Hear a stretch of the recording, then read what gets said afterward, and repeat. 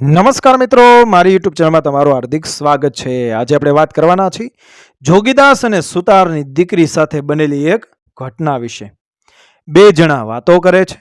ભાઈ, આનું કારણ શું? શેનું ભાઈ? જોગીદાસ ખુમાણ જ્યાં જ્યાં ડાયરામાં બેસે ત્યાં ત્યાં ગામની બજાર તરફ પારોડ દઈને જ કેમ બેસે છે અને માથે ફાળિયું કેમ ઓઢી રાખે છે? ભાઈ, રામને તેદી સીતાજીની ગોદ કરતા કરતા એ માર્ગેથી માતાજીના ઘરેણા લુગડા હાથ આવ્યા ને પછી લક્ષ્મણજીને એ દેખાડીને કોના છે એમ પૂછેલું. તે ટાણે લક્ષ્મણ જતીઓ શો જવાબ દીધો તો ખબર છે?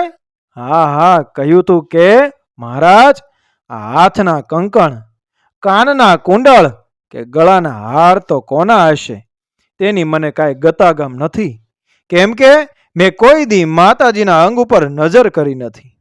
પણ આ પગના ઝાંઝરને તો હું ઓળખી શકું છું. રોજ સૂરજ ઉગે હું માતાજીના પગુમાં પડતો ત્યારે ઝાંઝર તો મારી નજરે પડતું હતું. ત્યારે આજ જોગીદાસ પણ એ જ લક્ષ્મણ જતીનો અવતારી પુરુષ જન્મો છે બાપ. એને બજાર સન્મુખ નજર રાખી ન પાલવે. એમાં હમણાં બે અનુભવ એવા મજ્યા કે આ દુનિયાની માયાથી એ તપસી ચેતી ગયો છે. શા અનુભવ? એક દિવસ જોગીદાસ જૂનીના વીડમાં આટો દઈને એ બાબરિયા ધારા આવતા હતા. હું પણ ભેળો હતો. બે ઘોડે સવાર થઈને આવતા હતા.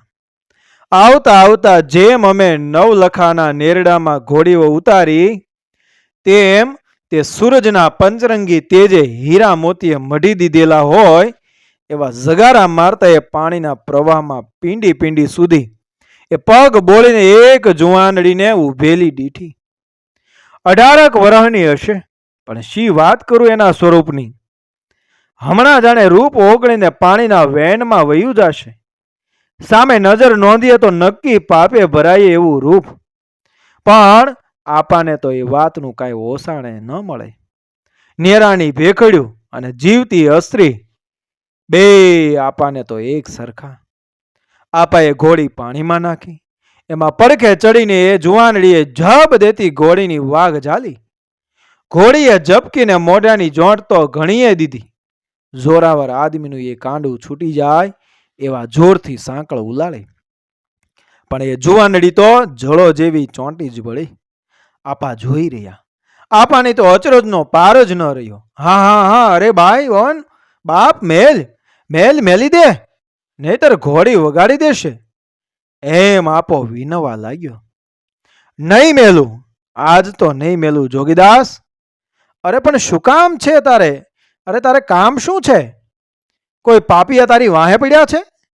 તારો ધણી સંતાપે છે તને? શું છે? છેટે રહીને વાત કર. હું તારું દુઃખ ટાળ્યા પહેલા અહીંથી ડગલું નહીં ભરું. તું બીમા ઘોડીને મેલી દે અને જટ તારી વાત કહી દે. આજ તો તમને નહીં છોડું જોગીદાસ. ઘણા દીથી તમને ગોતતી હતી, પણ તું છે કોણ? હું સુતારની દીકરી છું. હું કુંવારી છું. કેમ કુંવારી છો બાપ? પરણાવાના પૈસા શું તારા બાપ પાસે નથી? તો હું આપું. તોય મારી કમરી બાઈ. જોગીદાસ ખુમાણ, બોલોમાં, મારી આશા ભાંગોમાં. હું તમારા શુરાતનને માથે એ ઓળગળ થઈ જવા મારી જાત ભાત પણ મેલી દેવા ભટકું છું. આમ જુઓ જોગીદાસ, આ માથાના મેવાળા કોરા રાખવાનું નીમ લઈને ભમું છું. આજ તો મળે. અરે મેલ મળવા વાળી, તું તો મારી દીકરી કમરી કેવા. આટલું બોલી પોતાના ભાલાની બુડીએ જોબન ભરી સુતારના હાથ ઉપર એ મારી. ઘોડીની વાઘ ડોંચી. આપા જોગીદાસે ઘોડી દોડાવી મેલી. પાછું વાળી ન જોયું. પછી સાંજરે બ્યોરખાના પાર પડતા મેલતા મેલતા એ સૂરજનો જાપ કરતા હતા. ત્યારે ભેળા હોઠ ફફડાવીને બોલતા જતા હતા કે હે બાપ, મારું રૂપ આવડું બધું કૂડું હશે એ મેં નહોતું જોયું જાણ્યું. મોઢું તરવારથી કાપીને કદરૂપું કરવાની તો છાતી નથી હાલતી, પણ આજથી તારી સાખે નીમ લઉં છું કે કોઈ પરનારીની સામે અમથી મીટ નહીં માંડું. અને બીજી વાત તો એથી વસમી બની ગઈ છે. પરનારી સામે નજર ન માંડવાનું નિયમ એક દી જોગીદાસથી ઓચિંતું તૂટી ગયું. એક ગામને પાદર નદી કાંઠે એક દી હાંજણે ટાણે પનિયારું આછા વીરડા કરીને પાણી ભરતી હતી. રૂપાળા ત્રાંબાળું હાંડા ઉટકાઈને ચકચકાટ કરતા હતા. આછરતા વીરડા, ઉટકેલા બેડા, મોતીની ઈંઢોણીઓ, નમણા મોઢાવાળી ગામની બેનું દીકરીઓને સૌને માથે જ્યોત પ્રગટાવતા સૂરજ મહારાજ એ રૂડો દેખાવ આપોય જોવા લાગ્યા. બોલ્યા, નીમનું ઓસાણ ચૂકાઈ ગયું.